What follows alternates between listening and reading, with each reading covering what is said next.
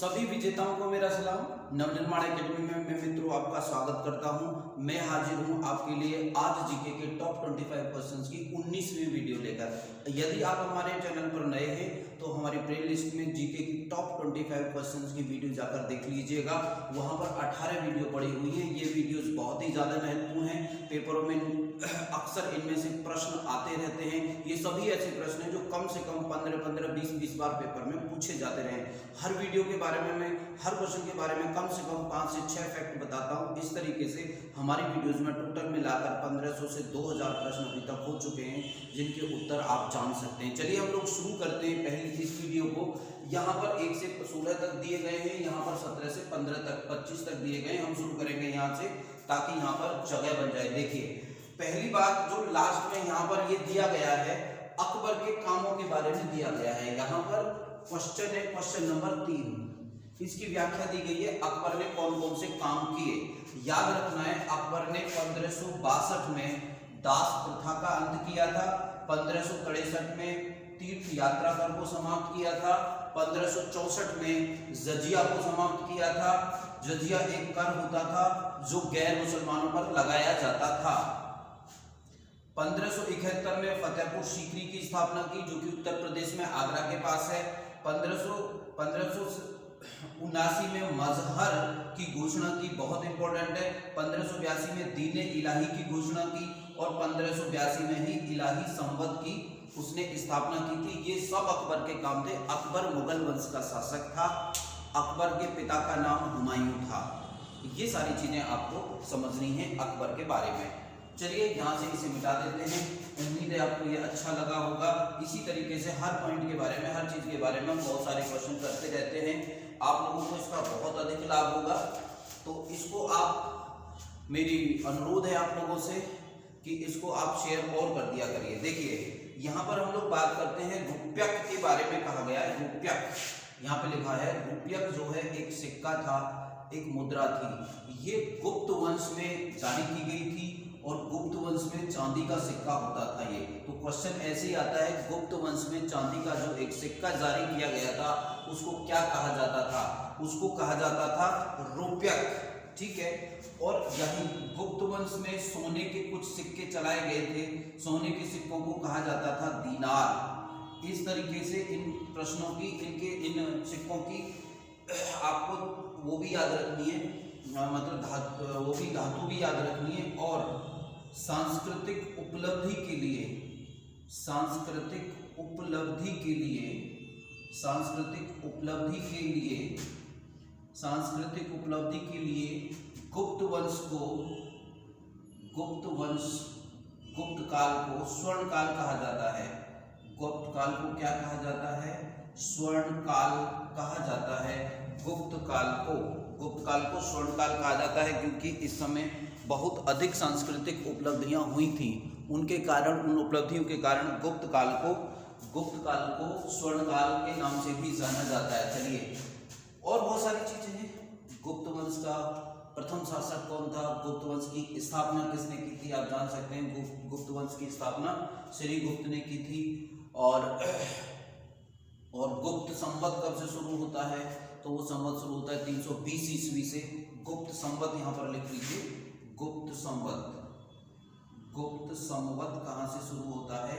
320 ईस्वी से। 320 ईस्वी से क्यों होता है? 320 ईस्वी में ही चंद्रगुप्त प्रथम, इस वंश का पहला महान राजा, गद्दी पर बैठा था। और ये और पूछा जाता है गुप्त वंश का पहला राजा कौन सी सदी में बैठा था? तो वो होगा 4वीं सदी में। 300 तक तीसरी सदी पूरी हो गई थी, 4वीं सदी में गद्दी पर बैठा था। चलिए यहाँ से आगे बात करते हैं। आगे क्वेश्चन है भारत सरकार अधिनियम 1958 के बारे में कुछ चीजें हमको बतानी है आपको कि भारत शासन अधिनियम के क्या क्या प्रभाव हुए थे। देखिए पहला प्रभाव ये हुआ था, इसके द्वारा 1858 में जो अधिनियम ब्रिटेन की सरकार ने बनाया था भारत के लिए, उसमें पहला काम ये हुआ था कि जो भारत का शासन है अब तक ईस्ट इंडिया कंपनी देखती थी। ब्रिटेन की संसद ने भारत के शासन को अपने हाथों में ले लिया। तो पहली बात इसका प्रभाव ये हुआ, ब्रिटेन की संसद ने भारत का शासन भारत का शासन अपने हाथों में लिया। पहली घटना ये हुई, ब्रिटेन की संसद ने भारत के शासन को अपने हाथों में ले लिया। भारतीय मामलों पर ब्रिटिश संसद का सीधा नियंत्रण हो गया। ठीक है, भारत के मामलों पर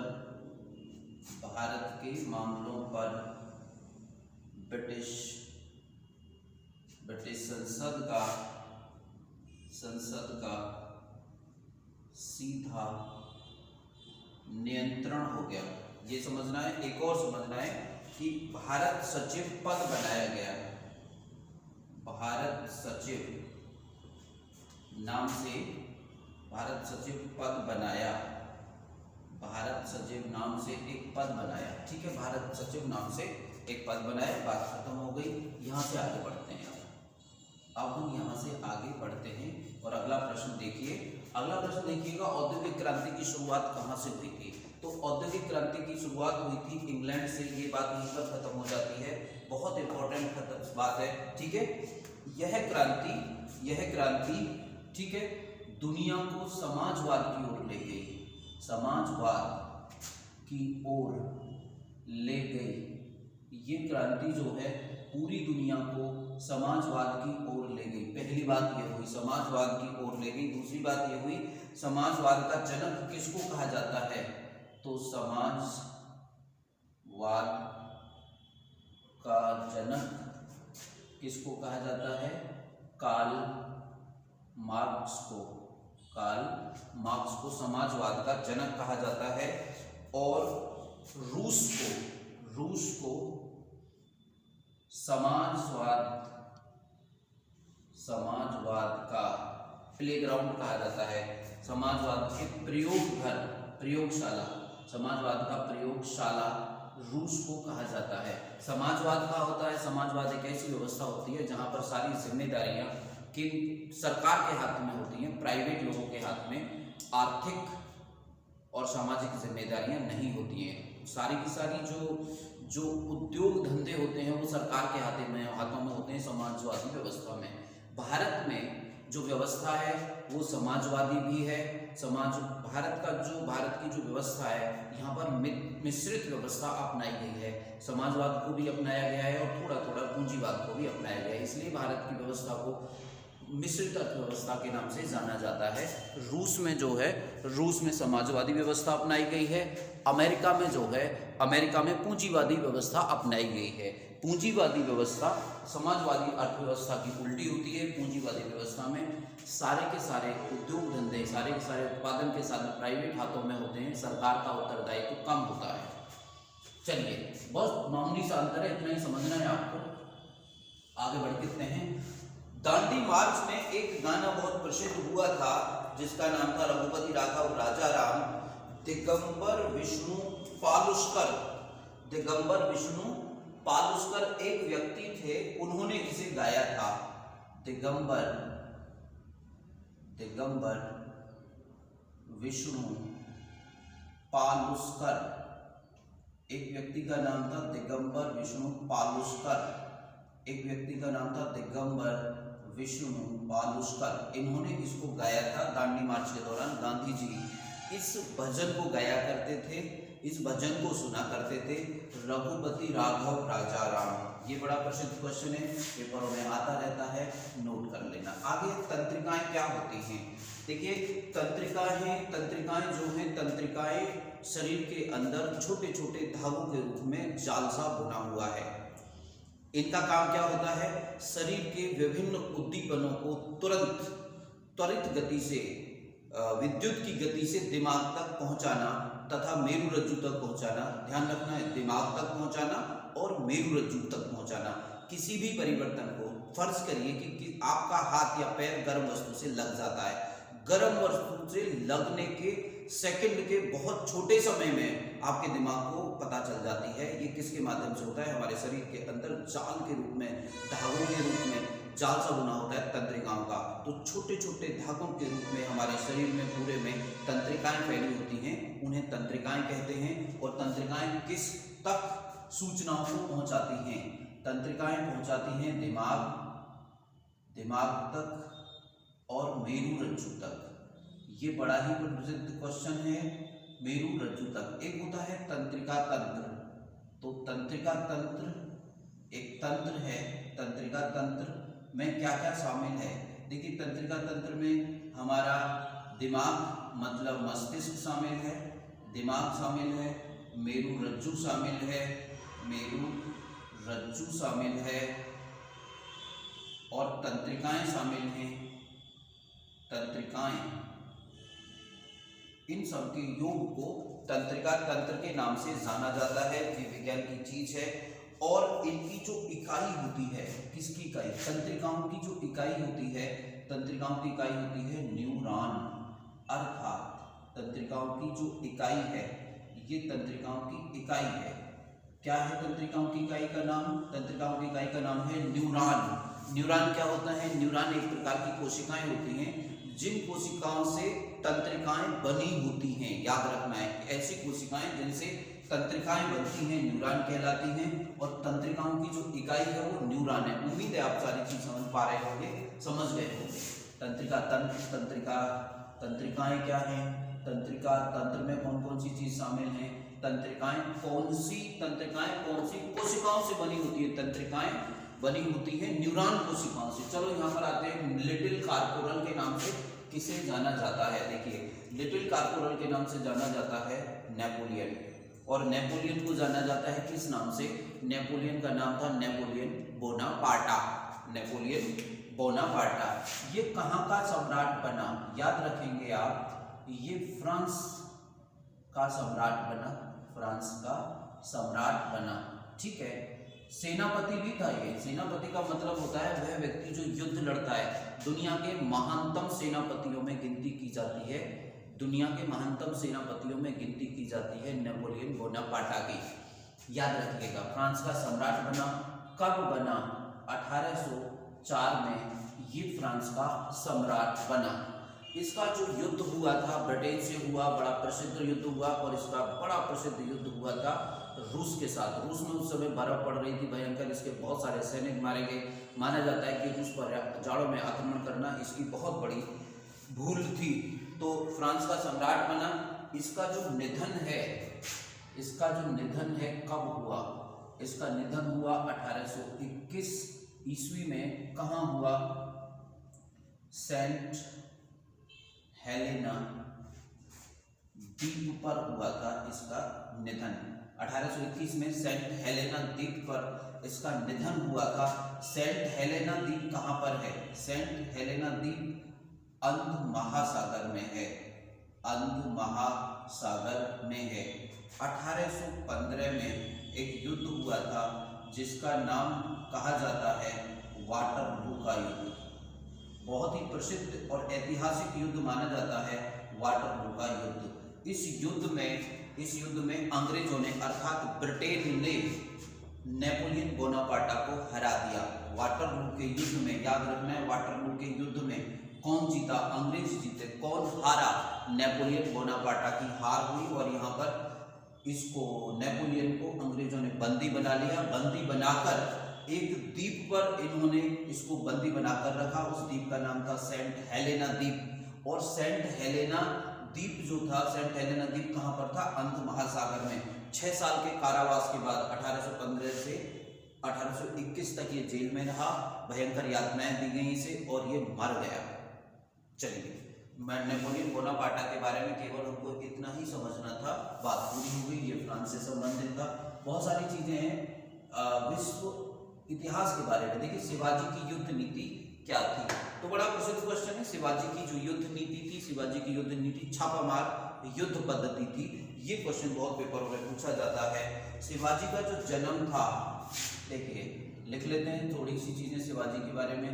शिवाजी का जो जन्म था वो हुआ था 1627 में। 1627 में कहाँ हुआ था?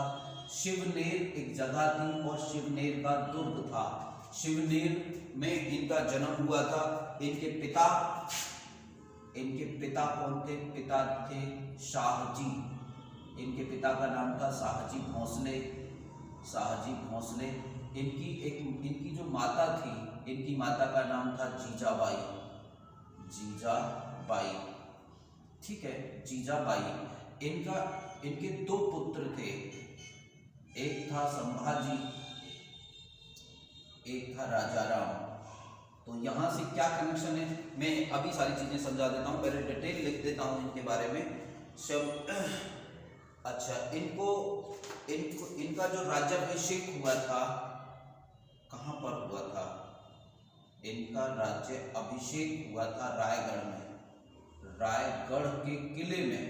ये सारे क्वेश्चन पेपरों में आते हैं, इसलिए मैं इन सारी चीजों को रायगढ़ के किले में हुआ था।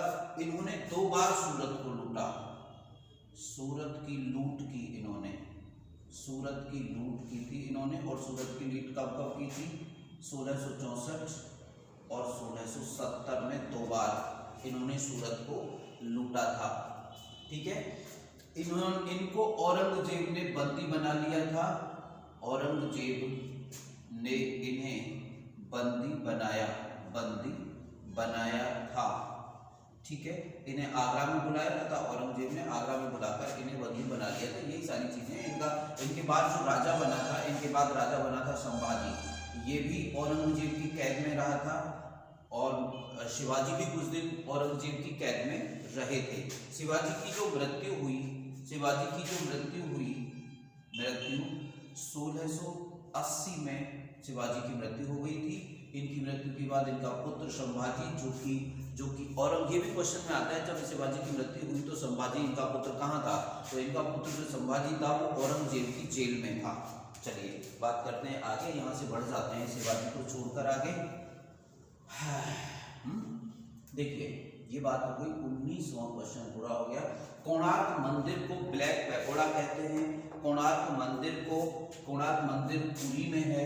ब्लैक पैगोडा क्यों कहते हैं? क्योंकि ये काले पत्थरों से बना है, यहाँ पर है ये काले पत्थरों से बना है, इसलिए इसे ब्लैक पैगोडा कहते हैं। पुरी कहाँ पर है?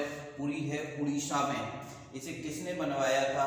इसे बनवाया था नरसिंहदेव प्रथम ने, नरसिंहदेव प्रथम ने बनवाया था कोणार्क के पुरी मंदिर को। चलिए मिटा देते हैं इसको। उदयन किसका पुत्र था? उदयन अजातशत्रु का पुत्र था। उदयन अजातशत्रु का पुत्र था। इसके वंश का नाम क्या था? इसके वंश का नाम था हर्यक वंश। कौन सा वंश था? हर्यक वंश था।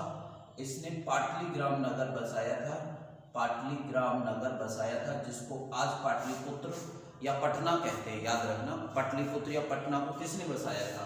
उदयन ने, जो कि हर्यक वंश का राजा था। हर्यक वंश जो था, ये जो वंश था, ये मगध का प्रथम राजवंश था।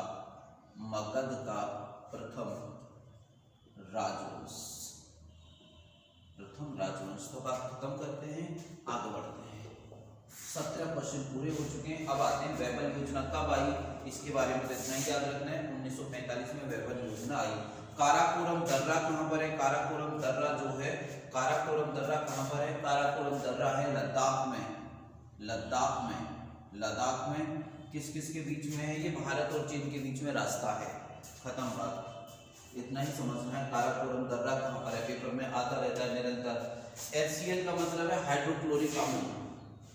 HCl हाइड्रोक्लोरिक अम्ल शरीर में बनता है। ये हाइड्रोक्लोरिक अम्ल जो है भोजन पचाने में मदद करता है, भोजन को पचाता है। कहाँ बनता है?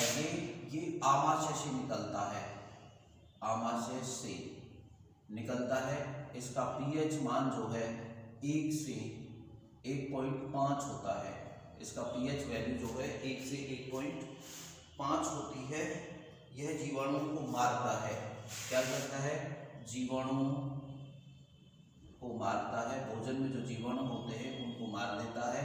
भोजन को अम्लीय बनाता है, भोजन को अम्लीय बनाता है। ये सब पेपरों में आते हैं। भोजन को अम्लीय बनाता है, टाइलिन की क्रिया को समाप्त करता है। टाइलिन एक एंजाइम होता है, टाइलिन की क्रिया को समाप्त कर देता है, टाइलिन की क्रिया को समाप्त कर देता है। देखिए इसे लिख लीजिए, ऐसे छोटे छोटे पॉइंट्स की नोट्स बना लेते हैं, इनको याद करते रहिए। पेपरों में ये प्रश्न आते रहते हैं, आपको चूकना नहीं है इन प्रश्नों को करने से बिल्कुल भी। इस यकीन के साथ इन सारे के सारे प्रश्नों को करते चले जाइए, इस पेपर में आएंगे, एक दिन आपको सफलता जरूर मिलेगी, मेरी गारंटी है इस बात की। अगला प्रश्न देख लीजिए, पालघाट दर्रा कहाँ है? नीलगिरी की पहाड़ियों में है। पालघाट दर्रा साउथ इंडिया में। नीलगिरी की पहाड़ियां कहाँ है?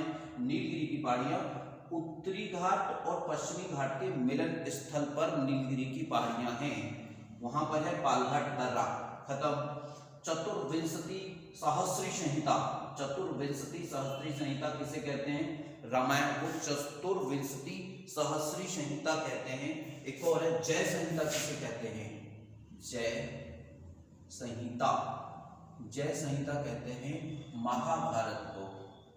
महाभारत का नाम क्या है? महाभारत का नाम है महाभारत का नाम है जय संहिता। महाभारत को एक और नाम दिया जाता है, महाभारत को नाम दिया जाता है पांचवा वेद। क्या दिया जाता है? पांचवा वेद। महाभारत की रचना किसने की? वेद व्यास ने महाभारत की रचना की। वेद व्यास ने महाभारत की रचना की। ये सबसे बड़ा महाकाव्य है, सबसे बड़ा महाकाव्य है, ठीक है, भारत में सबसे बड़ा महाकाव्य है। बात खत्म। अगली बात करते हैं, पांचवा वेद, चार वेद तो है ही, इसका नाम है पांचवा वेद।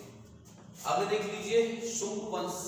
शुंग वंश का संस्थापक था पुष्यमित्र शुंग, और शुंग वंश का अंतिम राजा था देवभूति। इतना ही समझना है, पुष्यमित्र शुंग और देवभूति। अनुच्छेद 38 और प्रस्तावना दोनों में लोक कल्याण की बात कही गई है। देखिए अनुच्छेद 38, ये बात समझ लेनी है आपको। एक तो है अनुच्छेद 38 में भी कहा गया है, और संविधान की प्रस्तावना में भी कहा गया है। प्रस्तावना में और इन सब में कहा गया है कि राज्य लोक कल्याण की स्थापना करेगा। तो आपको बस इतना ही समझना है, लोक कल्याण की बात संविधान में कहाँ कहाँ पर की गई है। लोक कल्याण की बात संविधान में कौन कौन से स्थान पर की गई है, केवल इतना ही समझना है। अनुच्छेद 38 में कहा गया है कि राज्य लोक कल्याण की अभिवृद्धि के लिए प्रयास करेगा, लोक कल्याण की अभिवृद्धि के लिए प्रयास करेगा। और वहीं पर प्रस्तावना में कहा गया है कि लोक कल्याण की स्थापना की जाएगी, लोक कल्याण किया जाएगा। प्रस्तावना को संविधान की कुंजी भी कहते हैं। संविधान की कुंजी है कौन? संविधान की कुंजी कौन है? प्रस्तावना। प्रस्तावना को पढ़ने के बाद इस बात का पता चलता है, इस दर्शन का पता चलता है, जिन्होंने संविधान बनाया था उनकी मंशा संविधान बनाने की क्या थी, और संविधान के माध्यम से देश को क्या देना चाहते थे। तो अगर संविधान बनाने वालों के दिमाग को पढ़ना है तो आप संविधान की प्रस्तावना को जाकर पढ़ सकते हैं। प्रस्तावना में संशोधन किया जा सकता है। प्रस्तावना में एक बार संशोधन किया गया था 1976 में, याद रखना है। 42वें संविधान संशोधन के माध्यम से 1976 में प्रस्तावना में एक बार संशोधन किया जा चुका है, जिससे 3 शब्दों को जोड़ा गया था। चलो आगे बढ़ते हैं यहाँ पर। अच्छा, केंद्र तथा राज्यों के बीच जो विवाद होंगे उनको निपटारा कौन करेगा? उनका निपटारा केंद्र उच्चतम न्यायालय, उनका निपटारा करेगा उच्चतम न्यायालय। उच्चतम न्यायालय कहाँ है? दिल्ली में उच्चतम न्यायालय है। कहाँ पर? दिल्ली में। उच्चतम न्यायालय की स्थापना 1950 में हुई। कब हुई स्थापना? देखिए सन 1937 में संघीय न्यायालय बना, संघीय न्यायालय। 1950 में संघीय न्यायालय को उच्चतम न्यायालय नाम दिया गया, उच्चतम न्यायालय नाम दिया गया। उच्चतम न्यायालय को कहां पर रखा गया है? उच्चतम न्यायालय को संविधान के भाग 5, संविधान का भाग 5 का अध्याय 4 में अनुच्छेद 124 से 147 तक रखा गया है। वैसे तो अनुच्छेद 124 को ही माना जाता है कि अगर पूछा जाए तो एक ही संविधान से एक ही अनुच्छेद की बात कही जाए तो अनुच्छेद 124 में रखा गया है उच्चतम न्यायालय को। ठीक है, उच्चतम न्यायालय में जजों की जो संख्या है इस समय, जजों की संख्या कितनी है, ये क्वेश्चन बहुत आता है। जजों की संख्या इस समय 34 है। 34 का मतलब क्या है?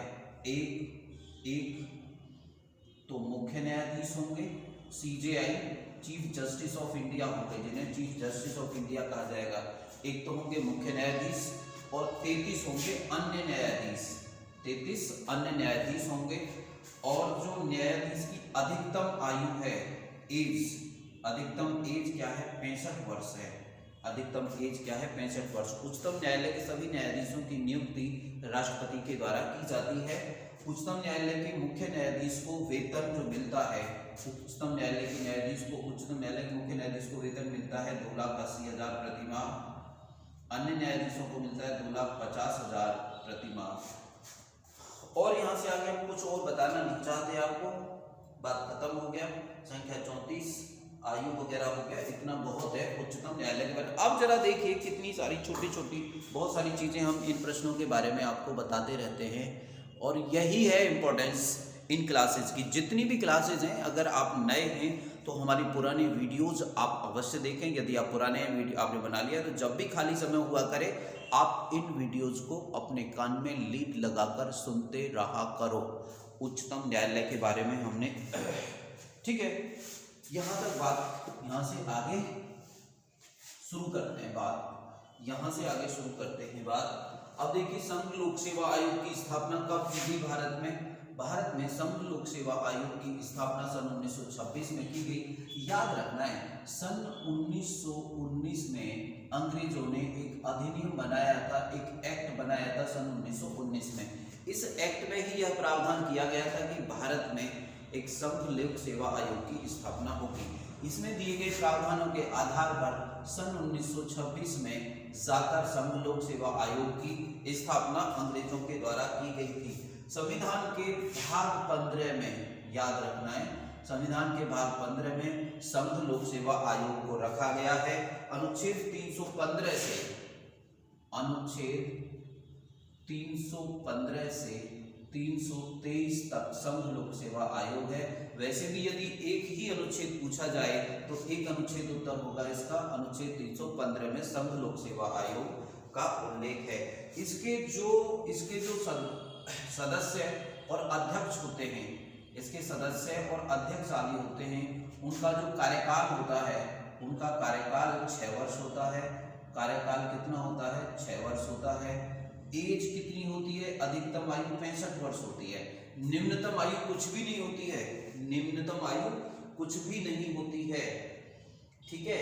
अध्यक्ष और सदस्यों की सबकी नियुक्ति कौन करते हैं? याद रखना है, अध्यक्षों की नियुक्ति भी और सदस्यों की नियुक्ति भी राष्ट्रपति, महामहिम राष्ट्रपति के द्वारा की जाती है। ऐसा और याद रखना है, इनकी नियुक्ति कौन करता है? इनकी नियुक्ति करते हैं भारत के महामहिम राष्ट्रपति, ठीक है। अनुच्छेद 312 और है, अनुच्छेद 312 है अखिल भारतीय सेवाओं का सृजन के बारे में है। चलो, अखिल भारतीय सेवाओं का सृजन आप लिख लेना, अखिल भारतीय सेवाओं का सृजन, अखिल भारतीय सेवाओं के सृजन के बारे में है। चलो इसे मिटा देते हैं, अगली बात करते हैं। यहां से अगली बात की तरफ बढ़ जाते हैं। ये वीडियो चल रही है बहुत अच्छी, आपको मिल रहा है बहुत अच्छा ज्ञान। हैजा किससे होता है? देखो, पहली बात तो हैजा जीवाणु से होता है। कौन सा जीवाणु होते हैं? ब्रिवियो कोलेरी, ब्रिवियो कोलेरी। इन्फ्लुएंजा मिक्सोवायरस से होता है। इन्फ्लुएंजा किससे होता है? मिक्सो वायरस से होता है इन्फ्लुएंजा। और टाइफाइड, सल्मोना टाइफी, टाइफाइड किससे होता है? सल्मोना टाइफी। और किससे होता है? जीवाणु होता है, सल्मोना टाइफी एक जीवाणु होता है जिससे टाइफाइड होता है। ये सारी चीजें लिख लेना। 3 रोगों के बारे में, 3 रोगों के बारे में मैंने आपको बता दिया है, जीवाणु से होता है। चलो और करते हैं। फाइब्रिनोजन और हिपेरिन का निर्माण कहाँ होता है? फाइब्रिनोजन और हिपेरिन का निर्माण कहाँ होता है? देखिए, ये लिखा है फाइब्रिनोजन, ये लिखा है हिपेरिन का निर्माण कहाँ होता है? इनका निर्माण यकृत में होता है।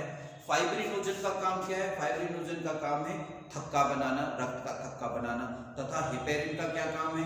हिपेरिन शरीर के अंदर रक्त का थक्का नहीं बनने देती है। फाइब्रिनोजन जब काम आती है, जब चोट लग जाए और चोट से रक्त बह रहा हो, उस रक्त का थक्का बनाने के लिए, बहने से रोकने के लिए फाइब्रिनोजन काम आता है। तथा हिपेरिन नसों में अंदर रक्त को जमने नहीं देता है। और दोनों का निर्माण कहाँ पर होता है? यकृत में। और यकृत शरीर की सबसे बड़ी ग्रंथि है और पीलिया में यकृत ही प्रभावित होता है।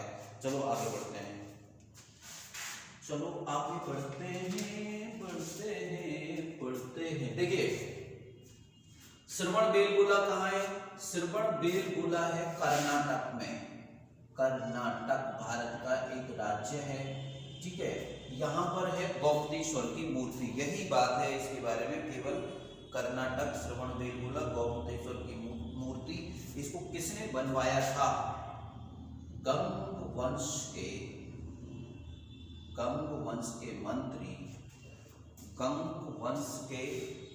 मंत्री चामुंड राय ने गंग वंश में एक मंत्री था, उसका नाम था चामुंड राय। क्या नाम था उसका? चामुंड राय ने, गंग वंश के मंत्री चामुंड राय ने गोमतेश्वर की मूर्ति को बनवाया था। और इस मूर्ति का जो नाम है, इस मूर्ति का ही नाम है बाहुबली की मूर्ति।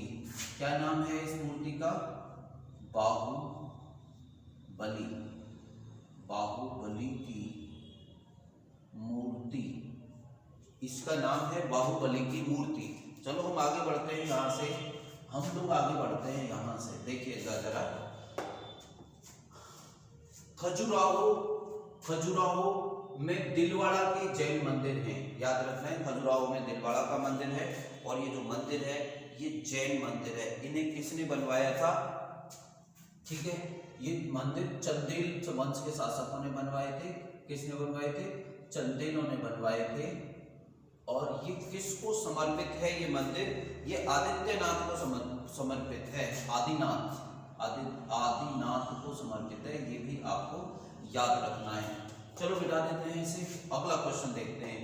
अगला क्वेश्चन है अकबर की कार्य, ये मैं बता चुका हूं। और देख लीजिए, ताप बढ़ने पर वायु की जलवाष्प ग्रहण करने की क्षमता बढ़ जाती है। क्षमता क्या हो जाती है?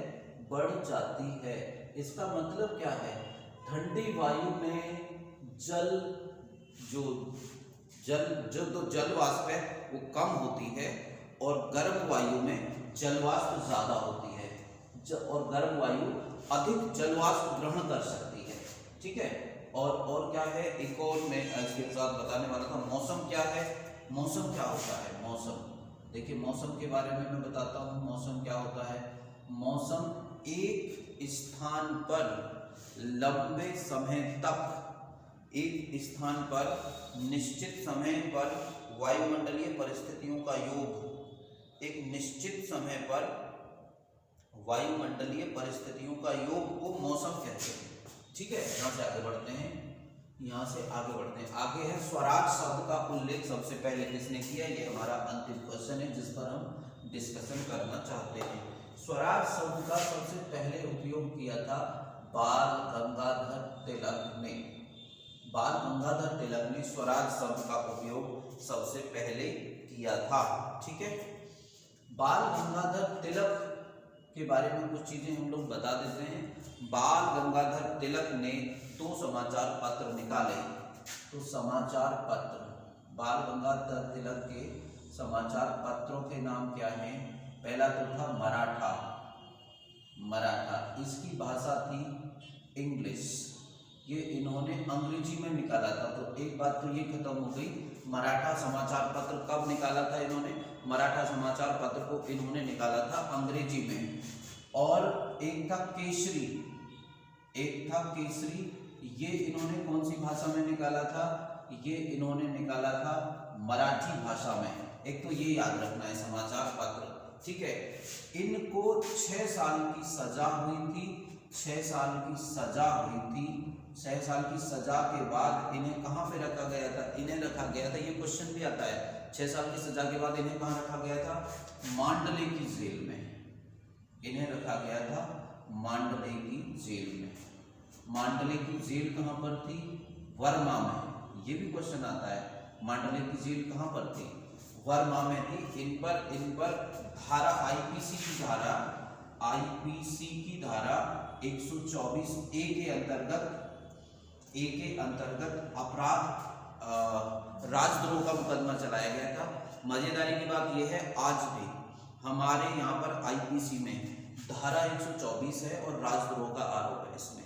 तो इन पर राजद्रोह का आरोप लगाकर इन्हें मांडले की जेल में रखा गया था। इन्हें भारतीय असंतोष का जनक कहा जाता है। भारतीय असंतोष का जनक कहते हैं। ये नाम किसने दिया था? ये नाम वेलेंटाइन शिरोल, एक व्यक्ति थे, अंग्रेज थे शायद। तो वेलेंटाइन शिरोल ने इनसे कहा था कि भारत में जो अशांति फैलाई है अंग्रेजों के खिलाफ, वो बाल गंगाधर तिलक ने ही फैलाई है। इसलिए यह भी प्रश्न आता है कि किसने इनको भारतीय अशांति का जनक माना? तो भारतीय असंतोष, भारतीय अशांति का जनक वेलेंटाइन शिरोल ने इन्हें माना। इनकी जो एक बड़ी प्रसिद्ध पुस्तक है वो है गीता रहस्य। इन्होंने बड़ी प्रसिद्ध पुस्तक लिखी, गीता रहस्य। ये भी क्वेश्चन है, ये कब लिखी थी? ये जेल में लिखी थी, मांडले की जेल में, जब इन्हें मांडले की जेल में बंद किया गया था। और 1516 में इन्होंने एक और काम किया। 1916 में इन्होंने एक और काम किया था, ठीक है। इन्होंने एक और काम किया था, इन्होंने होम रूल लीग बनाई थी। होम रूल लीग बनाई थी, याद रखना है। एन बेसेंट ने भी अपनी होम रूल लीग बनाई थी, इन्होंने भी अपनी होम रूल लीग बनाई थी। इनकी होम रूल लीग का उद्देश्य क्या था? स्वराज की प्राप्ति। वही शब्द है जो स्वराज शब्द इन्होंने पहले दिया था, होम रूल। स्वराज मतलब होम रूल। इसकी लीग का स्थापना का उद्देश्य क्या था? तो ये सारी बातें हो गई। मुझे ऐसा लगता है यहाँ पर और कुछ मुझे बताना नहीं है, इतना बहुत है। इन्होंने केसरी पत्र निकाला था, मराठा निकाला था, अंग्रेजी में निकाला था। 6 साल की इन्हें सजा हुई थी क्योंकि इन्होंने अपने पत्र केसरी में अंग्रेजों के खिलाफ एक आर्टिकल लिखा था।